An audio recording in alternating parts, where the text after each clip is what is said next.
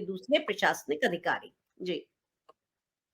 जी, बहुत अच्छी बात कही आपने अनुमा जी। और अपने आप में बहुत सारे लोग शायद इस बात को ये पहचान नहीं पाए कि ये मामला वास्तव में क्या ट्रक ड्राइवर्स का और टेम्पो ड्राइवर्स का है। मैं अचल जी के पास आता हूँ, इस बीच सुनील जी भी जुड़ गए हैं। आपका भी स्वागत है सुनील जी। अचल जी, अगर इस कानून को अंदर तक पढ़ो तो रूह कांप जाती है। ये सिर्फ ट्रक ड्राइवरों के ऊपर, टेम्पो ड्राइवरों के ऊपर लागू नहीं है सर, ये आपकी कारों के ऊपर भी लागू है, ये आपके टू व्हीलर स्कूटर पे भी लागू है, ये थ्री व्हीलर पे भी लागू है कि अगर आप एक्सीडेंट हो जाता है तो आप 10 साल की सजा के हकदार हैं सर। अगर आप स्कूटर से टक्कर मारते हैं, आप मोटरसाइकिल पे और सामने टक्कर मारते हैं तो दूसरा व्यक्ति को कुछ हो जाता है तो आप सजा के हकदार हैं सर। तो ये सिर्फ ट्रकों के संबंध में ना समझा जाए। इसका जो पार्ट 2 है वो ज्यादा खतरनाक है सर। पार्ट 2 में ये लिखा हुआ है इसके, इसी लॉ के, अगर आप गाड़ी चला रहे हैं, और गाड़ी कोई भी हो सकती है, कार भी हो सकती है, ट्रैक्टर भी हो सकता है, ट्रक भी हो सकता है, टेम्पो हो सकता है, मोटरसाइकिल हो सकती है, स्कूटर हो सकता है, अगर कोई नागरिक नियमों के विपरीत सड़क पार करता है, नियमों के विपरीत सड़क पार करता है और आपकी जाती हुई गाड़ी से टकरा जाता है, तो इस मामले में आपकी सजा 10 साल ना होकर 5 साल होगी। सर दोष किसका है इसमें? दोष उस नागरिक का है जो गलत जगह से सड़क पार करके आपकी गाड़ी के सामने आता है। आप तो सही चल रहे थे, वहां भी उस नागरिक को जिम्मेदार ठहराया गया है जो कार चला रहा है या ट्रैक्टर चला रहा है या फिर ट्रक चला रहा है। इसको लोगों ने देखा ही नहीं है। लोग सोच रहे ट्रक वालों से मामला है, इसका हमारा मामला नहीं। सर ये आपका भी मामला है। आप जब गाड़ी चलाएंगे, आपके सामने कोई आ जाएगा और गलती उसकी होगी तो भी सजा का हकदार आप ही होंगे साहब। ये ड्रैकोनियन काला कानून है। हमने पहले एक प्रोग्राम किया था ना कि हिंदुस्तान की ब्रिटिश हिस्ट्री के अंदर सबसे क्रूर आदमी जो पैदा हुआ है वो वायसराय लिटन पैदा हुआ है, जिसने प्रेस की आजादी छीन ली थी। उससे ज्यादा क्रूर वायसराय आज तक हुआ नहीं कभी। सर उसने सारे काले कानून बनाए थे, बहुत सारे प्रेस के भी उसी ने बनाए थे। सर ये काले कानून भी यहीं से निकल कर आ रहे हैं। लोगों को इसकी गंभीरता की नहीं पता लग रहा है कि इसके पार्ट 2 भी कुछ बोल रहा है, जहां पे आपकी गलती नहीं है तो भी आपको 5 साल के लिए अंदर किया जा सकता है।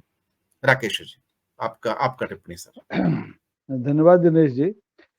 देखिए, इन कानूनों को लेकर के जहाँ तक बात है, हिंदुस्तान में जितनी सड़क दुर्घटनाएं होती हैं और दुनिया में जितनी होती हैं, उनका अगर आप अध्ययन करें तो भारत बाकी सारे पैमानों पर शायद दुनिया में के 198 देशों में 150वीं पायदान पे होता है, 130वीं पे होता है, लेकिन सड़क दुर्घटनाओं के मामले में हमेशा तीसरी चौथी पायदान पर रहता है।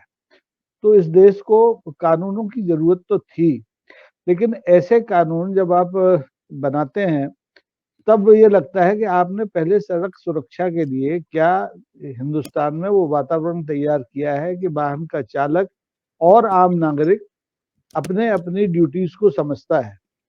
अमेरिका की आप नकल करके सख्त कानून, सख्त जुर्माने, कारावास की व्यवस्थाएं तो कानून में कर सकते हैं, लेकिन आपके यहाँ परिस्थितियां वैसी हैं या नहीं, ये आपने देखा नहीं।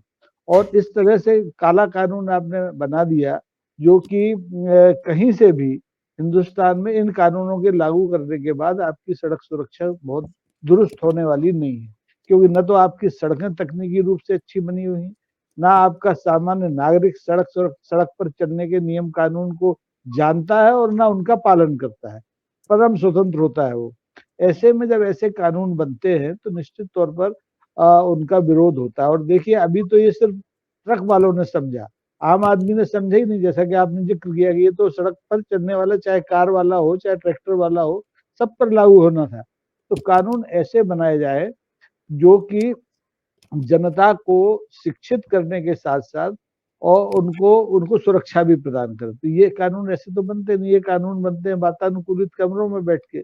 कभी तो किसी ट्रक एसोसिएशन से राष्ट्रीय स्तर पर है, प्रांतीय स्तर पर है, कानून बनाने के पहले कोई बात नहीं की गई।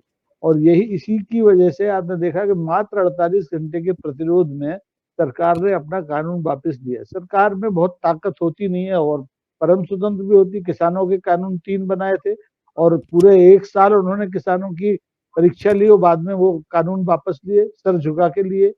तो इस तरह से आप देखेंगे कि भविष्य में अगर प्रतिकार की शक्ति समाज में आएगी, अगर ट्रक ड्राइवर से शुरुआत हुई है तो बहुत अच्छी बात है, क्योंकि पिछले सत्र में जो आधा दर्जन कानून बने हैं वो आंख बंद करके हुए हैं, उन पर ना कोई बहस हुई है, ना उनको किसी सिलेक्ट कमेटी ने देखा है, न प्रतिपक्ष ने उसमें चर्चा में बहस दिया है। और यहाँ तक कि माननीय राष्ट्रपति की जो बात की अभी अनुमा जी ने, उन्होंने भी आंख बंद करके उस पर अपनी मोहर लगा दी।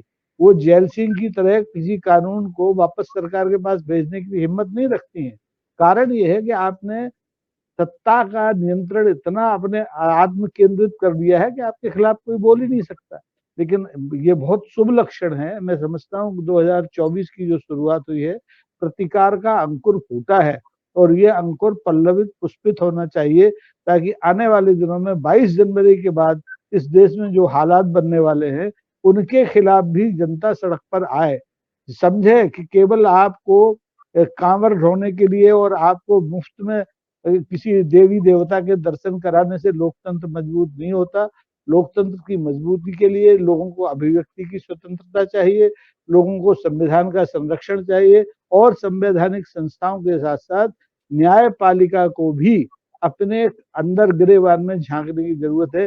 जबलपुर हाई कोर्ट ने कहा, उससे सरकार नहीं डरी, सरकार डरी पूरे देश में। जब उन्होंने, मध्य प्रदेश तो हृदय है ना देश का, यहाँ से सारी गाड़ियां निकलती हैं, किसी भी राज्य में आप जाए, तो उन्होंने देखा कि 48 घंटे में अगर ये स्थिति है कि त्राहिमाम हो गया, सब्जियां गायब हो गई, पेट्रोल नहीं है, डीजल नहीं है, दवाएं नहीं है, तो अब अगर ये हड़ताल, किसानों की हड़ताल की 10 दिन चल गई तो क्या होगा? तो डर गए। और डर, ऐसी जरूरत है कि इस सरकार को डराया जाए, क्योंकि अभी ये बहुत निर्भय सरकार है, बिल्कुल निरंकुश सरकार है, मनमाने ढंग से काम कर रही है। इस मनमानी पर रोक के लिए प्रतिकार की क्षमता बहुत जरूरी है और अच्छा हुआ कि इसका श्री गणेश हो गया है। मैं इसके लिए देश के ट्रक ड्राइवर्स को बधाई देता हूं और आप जैसे जो यूट्यूब चैनल्स हैं जो जागरण करते हैं लोगों को, उनको भी साधुवाद देता हूं। उन्होंने इस